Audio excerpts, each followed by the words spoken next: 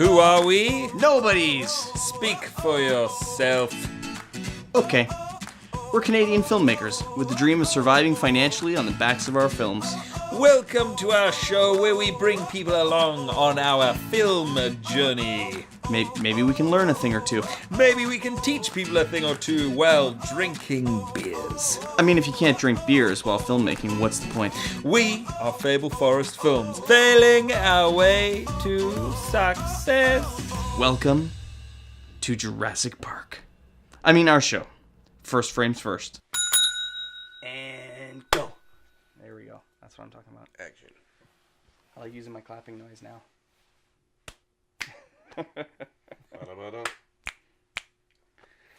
Hello and welcome to episode 31 of First Frames First. I'm your host, Jason T. Green. I am your other host, Adrian Constatin. And third host, Guest host, Derek. all right, Derek Lackenbauer. Lackenbauer. It's actually Lackenbauer. Lackenbottom. Lackenbauer. It is But literally pronounced the longest surname. It's 11 letters. It cost my brother over $200 to put the name tag on his daughter's jersey for hockey. Because it requires so many extra. letters. It's a massive thing across her shoulders, kind of half sitting off of it too. Yeah. She needs the arms. Derek, now, after episode 30, we've begun doing 30-minute episodes. Have you started the timer? I have. Yes. Yes. Our shows are so much shorter now. This brings me great excitement. the feedback has been pouring in, saying, "Thank Christ, stop talking." We will actually watch your show now. Yeah, absolutely. 2 hours of us getting a little bit tipsy and talking about whatever comes to mind. It's cool For us. for us. It's more for us than for other people. It is. It's a good point. So, on today's episode, we're going to catch people up. We're about to have Fight Night for The Art of Eight Limbs, our documentary fight series for Bell Fibe, TV1. And so that actually takes place Saturday night in Waterloo. So we'll do a little bit of a run-up. And then I bought something recently when I went to visit my dad. I want to show you guys. Just because I'm kind of excited about it. So, and then we'll get into some trivia and all that kind of stuff. So, Derek, as always, welcome. Thank you. Back to the show. I Special love guest. being here. We like having special guest stars. Now, Adrian has purchased microphones. Now, we're very excited about this. The podcast has been growing and growing. We went from Checking one, recording on the phones and recording just a couple minutes of the show, so that we could throw it up on YouTube and then link back to the whole audio show, to the purchasing of GoPros and Adventure HD cams, Which we returned. to realizing Adventure HD cams are caca and they had to go back. So someday we're going to have 3 GoPros. Today we have 2. He said caca. We used the 1. Now the whole show's recorded and put on YouTube. Now we have... Yeah, and these, just to talk about these mics quickly, they were $60 a pop for the whole system. It is not a very expensive system. Yeah. But I did test the audio and I listened to somebody talking through the microphone and I was like, you know what? That'll do the job. For an arm that puts a microphone right in your face, right. If you have phantom power from your audio recording device that's able to, make these microphones work, then, Bob's your uncle. So, do you remember the brand name, first of all? Newer. Newer? Neewer. And... Properly on. Yeah. Yeah, we're good.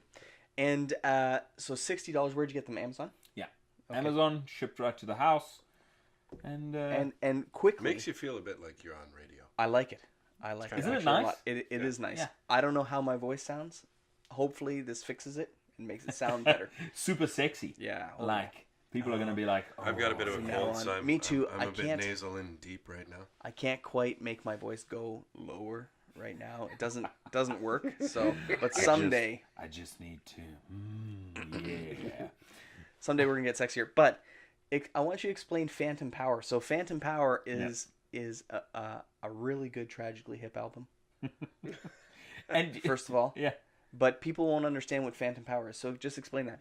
Yeah, some mics have their own power source, so they're just able to now I'm not an audio dude, but so this, please take this with a, grain of salt. Yeah. But some mics require power, 48 volts of power in order to function, in order to run. Some mics you can put a battery in them, right, and then they will have their own power, and you don't have to worry about it. But these mics require power, so you need to have a recording device that is able to send power to the microphones. It's usually 48 volts. So these require power to be sent to them. And usually on an audio device, you will have the ability to just select phantom power. But you can't just take these microphones and plug them into a computer. Right. Because the computer won't send power to the mic. That's why it won't work. There are some mics, but some mics you'd be able to plug some batteries in. They would have their own power, and maybe those you can plug into plug it straight into a computer, and away you go. Cool.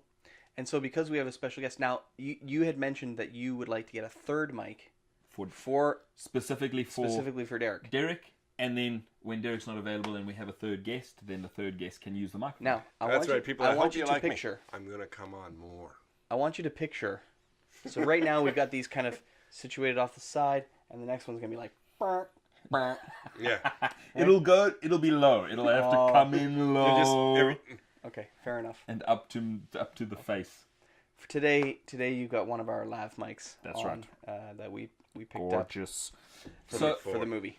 So now talking about the Art of 8 Limbs. Yes. So, how'd you guys come up with this lovely title, The Art of? It's interesting actually. When we originally pitched it to Bell, we had the name KW Combat.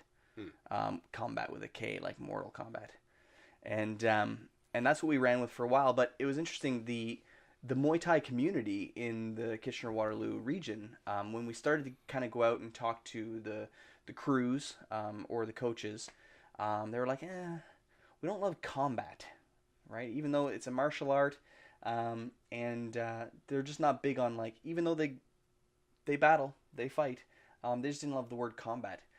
So we started kind of bouncing some ideas around a bunch of different things. And you want to talk about the name specifically? The Art of 8 Limbs. Yeah, so one of the terms that I had heard in the past was just that the Art of 8... That is what Muay Thai is known as. It's known as the Art of 8 Limbs because you use both hands to fight, you use your feet to kick, and then you use your knees and your elbows. So... Yeah. So when I was thinking, this is the naive person in me. Yeah. I was thinking you were meaning, the two people battling, each having 4 limbs. Yeah, That gives you the Art of 8 Limbs. And that's actually really amazing. But you're talking about 8 parts being used on the individual itself. Correct. But it is in fact his or herself. It's a common name for Muay Thai. Right. Is the Art of 8 Limbs. That's cool. So we stole it, and we're rolling with it. I don't think it was trademarked. No, but I will tell you, we cannot get the artof8limbs.com. So we're going to have to, it's gone. So we're going to have to get something. .io. Sure. .ca. I'm sure that's available. But here's the thing. All the .whatevers, they just don't compare. Screw those guys. You'd rather get the Art of 8 Limbs, the Art of 8 Limbs doc.com or series.com than the artof8limbs.ca. Sorry, .cas. Yeah. I disagree with that. I think that .ca would be good enough. Just as good? I think no, not just as good, but it's good. Okay. But .io, .tv, .film. Yeah. I don't even think there's a .film. Son of bitch. .sob. .sob. Oh man. Let's do this. We could make a dot. Let's make up our own dot. We could make a dot. We're a .sob. I love it. You're a .sob. So the show is we've been filming like crazy, going from Muay school to school to school to school, and we've been filming these guys doing Muay Thai. And I got to say, after being in all these different schools, we're gonna start Muay Thai after this probably. Yeah. Nice. I am gonna crush Jason's face with my fist. We can all dream. Nice. It's good to have a dream. Well, and you've brought it to my attention that you want me to get into a little bit of the Muay Thai. Yes. So one of the roles that we have in future that Derek was cast for, we shot a trailer for Postman. Yeah. and it is an action series about, and you can go and watch it. Just postmanmovie.com. Definitely postmanmovie.com. Also, you can go to our YouTube channel and see the Postman trailer there for sure. Yeah. And coming soon, we'll have a Postman episode, and we're gonna start putting all the Postman stuff up as well. Cool. So and as it says in the trailer, Postmen are secret agents. Yeah. So Derek played the older, rugged, hardcore postmaster, who is then also a secret agent. Yeah. And one of the things that I suggested to Derek is I said that before we get rolling on this movie, in the future, he would need to take probably Muay Thai lessons, because the thing is that one of the things that I hate the most is particularly when you see a skinny actress, right? And she now needs to do a fight scene, and she's fighting some buff man, and you can tell by the way that she's standing that she has never thrown a punch before in her life, or she's done like a month of hitting. There is a way that you look when you know how to hit, right? And you need to do the martial art until you get to that point.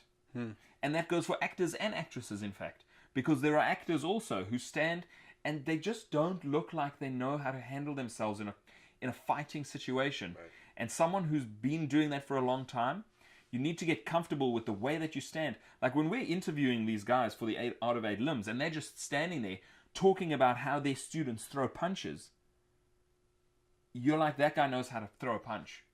Just by the way he's planted his feet, just by the way he's standing, and he's just doing these little actions, and you know he knows what he's doing. And that's what you need to internalize as an actor who's going to be a fighter. Right. You have to internalize that, and so that when you're just throwing a little punch, it looks like you know how to move. Your shoulders move, your hips move with it. And that's the thing with an action film where there's some extreme scenes, fight scenes and whatnot. You're not only exploring your actor's personality, you need to also become that person physically. So I will be taking martial arts. I will be working out like a madman and turning this 48-year-old bod into something that's looking pretty ripped and hardcore. 48-year-old six-pack. 50-year-old six-pack. Yeah. Well, when you're ready, we'll accept your audition. Sweet. And we need to see you naked. 100%. Right now. So, just a little joke for you guys. If you go for a colonoscopy ever, it's not a... It's... Hey? Done it. Yeah, me too. Yeah, it's kind of cool. It's not a big deal. Look, for Jason, for you, it's not a big deal when you feel one hand on your shoulder. But if you feel two hands on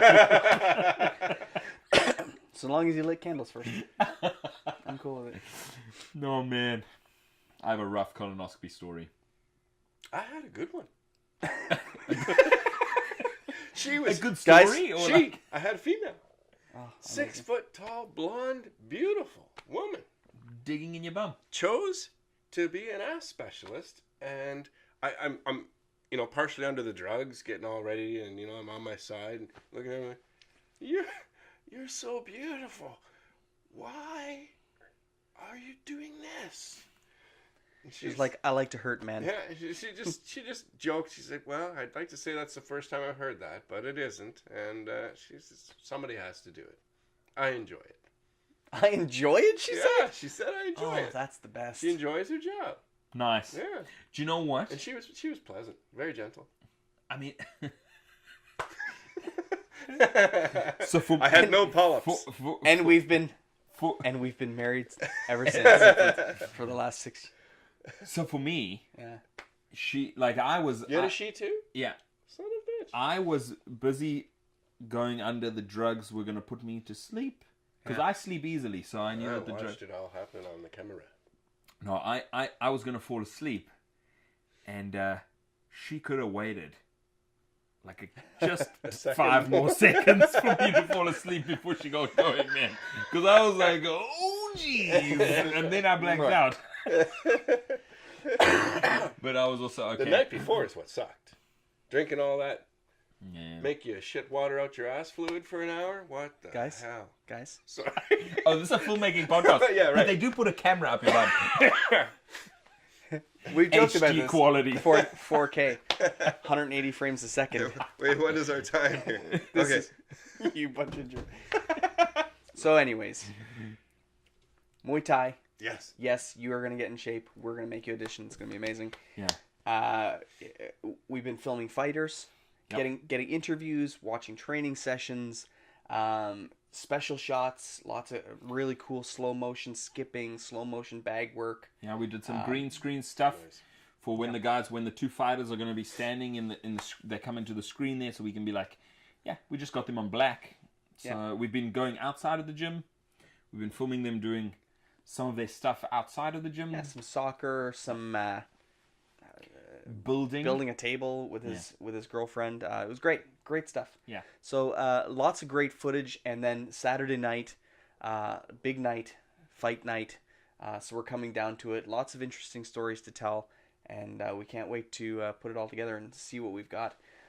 It's going to be exciting, I think, to talk about how the fight night went, because we have no idea. This is going to be our first time. Lots of cameras, lots of staff, and should be a really cool night. It's going to be busy. What is this thing you wanted to? Oh yeah, what I picked up. Yeah, I'm very excited about it. So here's my whole section of booze up here. I'm very sad about it because I'm not drinking right now. But so I picked up. I went to visit my dad, who's recovering from spinal surgery, and doing really well. And so we went to the liquor store because he was like, "Yeah, the pills that I take go really well with some booze." And I'm like, I'm not sure if that's what you're supposed to. Is that what the doctor said? He was like, "I'm kidding." Blah, blah, blah. But he was like, I want to go sit outside and have some wine and stuff. So we went in to pick him up. So as we're walking through the store, or the LCBO, I saw Green Spot. So this is, here, let me get a little closer there. I don't know if this is going to work out. But Green Spot Irish Whiskey. So the story that I've heard about this thing is that it's a famous Irish whiskey, which these guys make 12,000 bottles per year. There it is. Check that out. Nice. And what happens is they make their 12,000 bottles. They apparently, I don't know for sure, so I might be lying, but this is the story that I've heard. They distribute them worldwide, and then they're done for the year. So basically, if you see this bottle of Green Spot at your liquor store, you should buy it because you won't see it again that year. What's the price tag? It was $80 Canadian. Which is not bad for a big bottle of whiskey. Yeah, and it is it's not a cheap whiskey. No. So it's triple distilled. Yeah. And what year was this? That was 2016. 2016. Yeah. So this Nice. I won't be drinking this today. This is going to be some sort of special occasion, but we're going to put this back up. Celebratory. But what I liked about it was I like the marketing genius of it. I like we're going to make X number, and 12,000 sounds like a lot, but when you think not globally, not globally, so you think you make 12,000 bottles, how many could possibly ship to Canada? Yeah. 500, 800, I don't know, like a 12th of the whole world. That doesn't seem like it. You wouldn't send 1,000. Depending if they do ship it completely worldwide, right? As maybe. Well. And so then I was thinking, you ship, I don't know, 800 or 1,000 to Canada, even if you sell. And then each province gets a few. Each liquor, there's tons of liquor stores. So when I saw the 5 that were sitting on the shelf, I thought, that's it. That's the 5 that I will come in contact with. Yeah. And I've never seen it before. I've only heard the story. Mm-hmm. So this could be a lie, and just the story itself made me stuck in my mind and made me pick it up. So, anyways, I just think it's cool. Now the thing is, and the reason that that is so cool is that it's scarcity. Like, there's a story, like someone was telling a story about a little boy who was playing with a blue car, and he loved that blue car. It was his favorite blue car. He played with it all the time. Yeah. And then his grandmother was like, "Oh, you love cars." Then she bought him 10, and he never played with any of the cars again. Right? Scarcity provides a certain value. Right. And this is what we have done with our USBs. we only create a certain amount of USBs. D-man. Ding, ding, ding, ding. So wait, so you guys probably see I have a lot of shit here. Over there, the Band of Brothers, I see it. tucked in behind there is the 2 USBs. Yeah. So when we first started with Greenhouse, we were like, what can we do that's different? And we decided to make a USB box. And whose design was this box? This was Derek Lackenbauer designed the box. And Quite excited about that. yeah. So this little box, just like this, it slides open, and inside is a USB, and the movie's on a USB, right? Because that's the future, right? The future is not. The future is USB. Well, the future Everyone, is not DVDs. Oh. The future is not DVDs. Yeah. I mean, it's a download link, but like. But also, they look lovely stacked on a shelf. So, but you decided when you did the Greenhouse USBs to only make 100. yeah. Yeah. So and we numbered each one. Which one do I have? that? You have 93 I have 93 of 100. And how about and Bickerman's 16. Grove? 16 of Bickerman's Grove. So with each of our forthcoming movies, we will create 100 more USBs. and the but thing that is- is it, people. Only 100. Well, the thing is the DVDs will recreate as many as people want. the but thing about these this are collectors. the thing about this is that it's also these are handmade. Yes. Like we print them and literally sit there before the gala, like Yeah. cutting things with a Cutting, We gluing, had shaping. D-Man, we had Tonya Yeah. from Greenhouse and Bickerman's Grove. Yeah. We all sat in the room, folding and making. folding, gluing, hot making. gluing. It was pretty hilarious. And even when we get to the opportunity to not do that, we'll still do that. Because because there's a certain it's special. Like we are literally making this thing. And we already went through a couple of little changes too. Because initially we layered cork. Yes. We had layers of cork inside Yeah. those boxes that were then cut out and holding the USBs. Then we changed to a foam, Yeah. which was your idea. And that certainly works better. I mean, it's quicker than shaping and it's the lighter. cork. Yeah. And it's lighter too. Yeah. So the whole package is just nicer. So scarcity is And desirable. It's People like it. Yeah, and the thing is, it's a good. Oh, Well, yes. I was just working this past week and talking with a customer about the film stuff and whatnot, and he was very interested in everything, and requested a couple of our DVDs, and then I brought up the USB thing and the collectability of it, Right. And he said, "Have you seen my collection?" Yeah. Like you, Jay, he was a collector of many movies and stuff Crap. like that. Yeah. And he said, "Absolutely. I want the USBs, Yeah. and I will want the collection from here on out as well." Yeah. Enjoyed our first 2 films, which Yeah. is wonderful to hear. A stranger become a friend and become a fan of Fable Forest Films Productions. It was fantastic. Yeah. That's awesome. Yeah. So this is. I mean, we just decided to only make 100, and that's. I don't know. amazing. I like it, but I mean, it also freaks me out because people are like, "And where can I get that one?" You can't, because there's none left. Yeah. You know what I mean? I honestly don't think that there's many of these left at all. No. I mean, Greenhouse. I think there are. I have 2. You have two? Now, is one yours though? No, I have mine. You have and 2 I extras. Have 2 extras. Wow. And then That's Bickerman's cool. Grove. And I that think might be the last 2. I have one Bickerman's Grove left. That is yours or No. another one? Okay, Another one. because these 2 are mine, so you guys can You don't have anything? do it. Hold on. I think I have one more Bickerman's Grove as well, Yeah. outside of my own collection. So as a marketing strategy, Yeah, I have one more. yeah. There's one more. As a marketing strategy, creating scarcity. What number is this one? So they sold. 26. Right? Yeah, so they're all gone. But creating scarcity is a valuable marketing tactic. Like you say, it's not like, oh, you can buy it anytime for however much you know, at any point it will be available. You're like, listen, these are all that we have available. So you're either going to buy this or you're not going to get it. And there is value in that. Yeah. As you wouldn't have bought that whiskey. No, absolutely not. Because I heard the story, and it has always stuck in my mind. And then when I saw that green, then I was like, oh, holy shit, I should pick that up. Mm-hmm.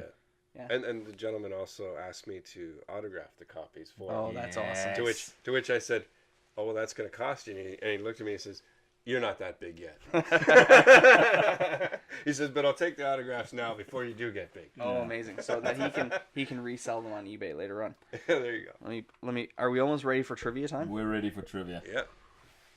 Yeah, I like that. I am really excited about the Art of Eight Limbs. Yes. It feels really interesting to be making a documentary. And the fighters that we need know to be excited about having this. You know, this is something that they get to hold on to as well. I mean, a couple of the fighters have been like, because this is a few of the fighters, it's their first fight ever. Oh wow! So not only is it their first fight, they know it's going to be on TV. They know it's going to be on Bell.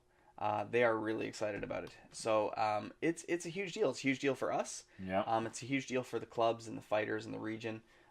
They're going to bring their game that night. Oh yeah, it's gonna be a great show for sure. Yeah. So I'm sure no one that's listening to this is gonna be, because we have a global audience, so they're not gonna be taking a flight over to Waterloo to pick this up. But you guys hang tight because we are gonna package this thing up, and you're gonna be able to watch it somehow.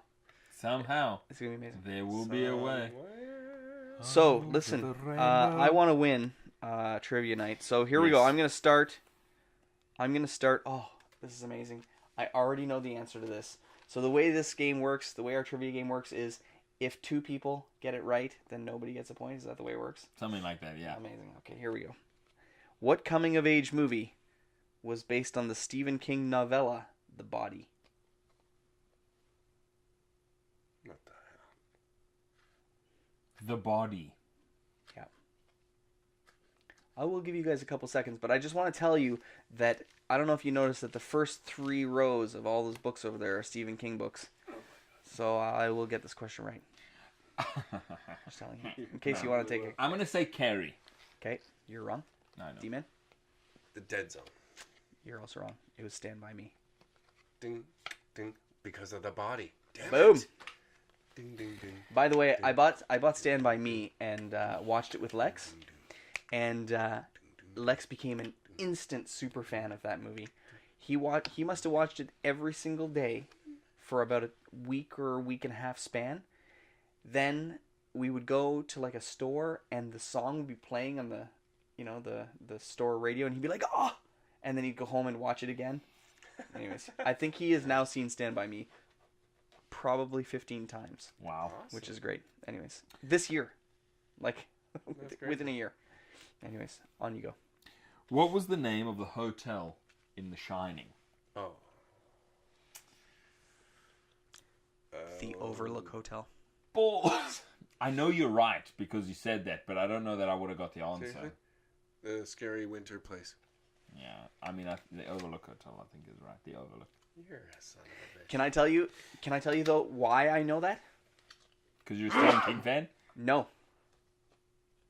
The reason I was able to pull that answer today was because of Ready Player One. In Ready Player One, they go to the Overlook, and right at the front of the cinema it says the Overlook Hotel, and they walk in, and they have a whole Shining experience. And I love Ready Player One, and I've seen it 3 times in the theater. I did sneeze violently twice, yet nobody blessed me. Bless you. It's okay. It's okay. Just the heart stopped for a second, that's all. It's all right. Over dramatic, are we? Feeling the love in the room. You should be, You should an be an actor. All right, sons of bitches. So that's 2, eh? Give me another Stephen King question. No. Name the unrestrained trio who helped Paul Newman win hockey games in Slapshot.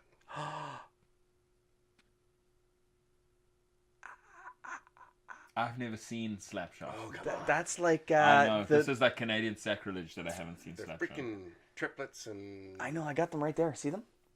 Slapshot 1 and 2. I forget their name. I'm gonna The Something Brothers. The Something Brothers. I'm going to go with the Curly Brothers. No. No, it's the Something Brothers, and I can't remember what the hell it is. It's not the Smothers Brothers. No. By the way, did you guys ever watch the Smothers Brothers? No. Son of a bitch. Oh. Yeah, I did, but Yo-Yo Man? Oh, good stuff. Anyways, so, I can't remember. Nothing? No, me either. The Hanson brothers. The Hanson brothers. God, genius. Okay. Somebody's pissed off at us right now for not knowing. I'm gonna watch Slapshot. What's the name of Carl Weathers' character in the Rocky series? Come on. Oh. Come on. I know. Clubber Lang. No. That's freaking... I'm going to go with Apollo Creed. Apollo Creed, You're absolutely right. right. Clubber Lang is... but here's the thing. Here's the thing, Mr. T. Yeah. Does he get it right if I was definitely going to get it right also? You were definitely going to get it right. And I was going to say it right too. That's okay. Damn it, I just went with the first one. Good job, though. Yeah. Apollo Creed, good job. Who is the father of Rosemary's Baby? Oh my God. Bill Clinton. The devil. You might be right. I don't know. Is it the devil? I don't know, but if I pick the devil, no, you can't as now. well. You can't now. Why not? Because you picked the devil. What? But what if it's the right answer? Yeah, all right. You pick the devil too, so just in case he's. I'm gonna go with her father. Okay. Who is the devil? The devil. Hey! Nice. Very good. I like that. I've never seen that movie either, but I really. I did. I really need to. Yeah, it's good. Yeah. Which director boasts the most films in the top 10 all-time box office hits? I mean, you automatically want to say Steven Spielberg. But the problem is this is old.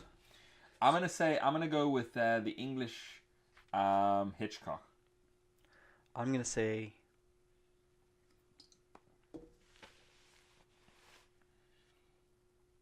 Oliver Stone, just because he was on a previous answer. I made the mistake of looking. Oh. So I'm gonna let You're out. I'm gonna let the people say. Is it Hitchcock? That'd be awesome. Steven Spielberg. No. Even when it was old. Because this game is so old, we keep. Yes, but think about it. Go back to the 80s. Oh yeah. Go back to the 70s. Yeah, E.T., I mean, Jaws. he's just like so successful. Right? Yeah. He had. The all-timers were way. We back love then. you, Steven Spielberg. Thank you for Ready Player One. And Jurassic Park and E.T. and Jaws. thank you for everything. Yeah. And you and BFG. I mean, thank you, Ish. Look, here's the problem. It's cool. Here's the problem. I like the BFG. Can I just say the funny part would be if you got to meet Steven Spielberg. First of all, that would be amazing. But if you're ever talking about stuff and he was like, "And what did you think about BFG that I poured my heart and soul into for years, and it was a passion project, and I love," and you're like, "Yeah, it was."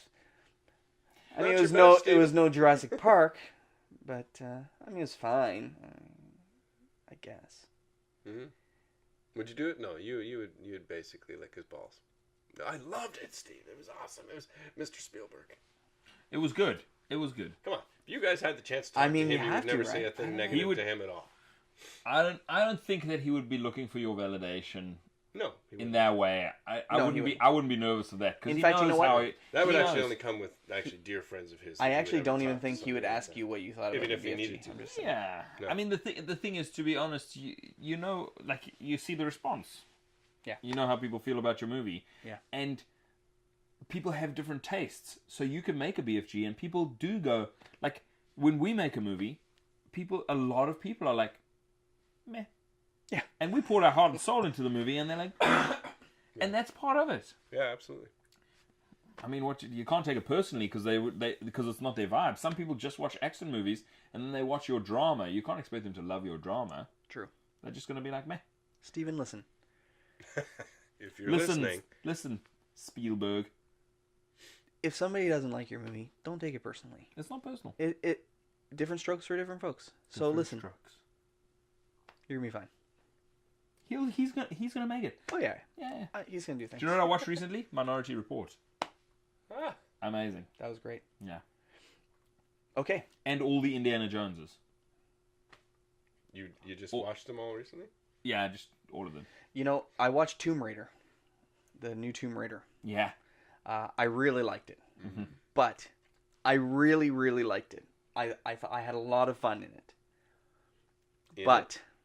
I had a lot of fun watching it. Come on.